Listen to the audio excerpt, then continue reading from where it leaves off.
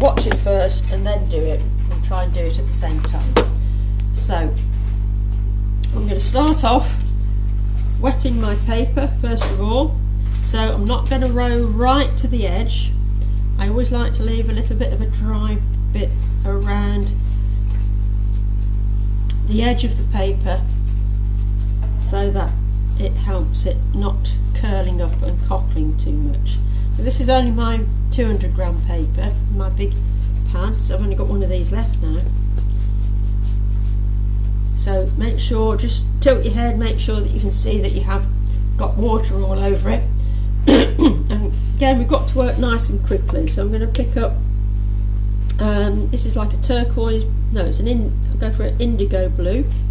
And if we just look at our bit of a picture of a reference, we've got some blue down here. So again, we're not trying to copy it, but I'm just going to put some blue down here, not doing a wash or anything, just dabbing it onto the paper. So I'm going to put a little bit up here. So those who've got the white nights, into your pot and then into your paint, and then so you get this nice strong pigment colour onto your paper.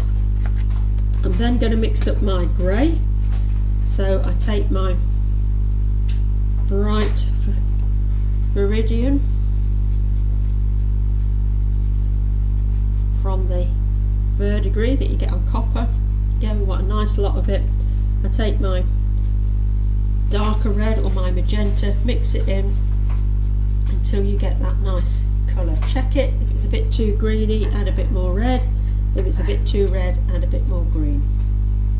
So that's quite a nice sort of dark purple, which I think will look quite nice. So what we've got with this picture here is we've almost got like a vanishing point for the clouds, so everything's coming down to this point. So I'm going to load up here, put this grey, purpley grey in. Okay, so nice strong colours we're using. We can always lift out as well, so I need a bit more paint, so you get through a lot of paint this because we're making it nice and dark.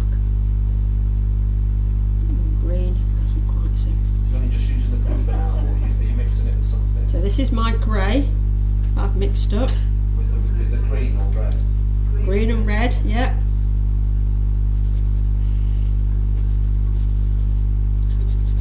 So what I'm going to do now is I'm going to wet my brush, dry it off, and again if we look at this picture, we've got this sort of bit of white area here. So I'm just going to lift off. They're keeping it nice and quick so that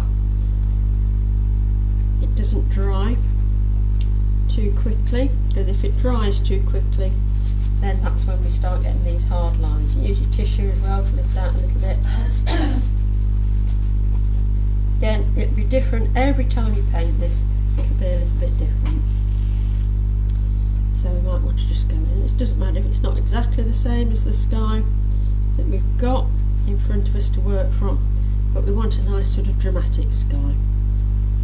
You can use a bit of Payne's grey if you've got that as well, if you want to go a little bit darker. So that's a ready mixed grey. We'll just add a little bit of that in. Again, it's all nice and wet, so let the water do the work for you. And it's quite dark here, isn't it? Let's just add a bit of that there. And the thing is to just leave it, not fiddle too much with it, because if you fiddle too much with it, it'll all get murky and look a bit overworked. So I'm just going to leave that now and let that dry. Okay, so it's your time now.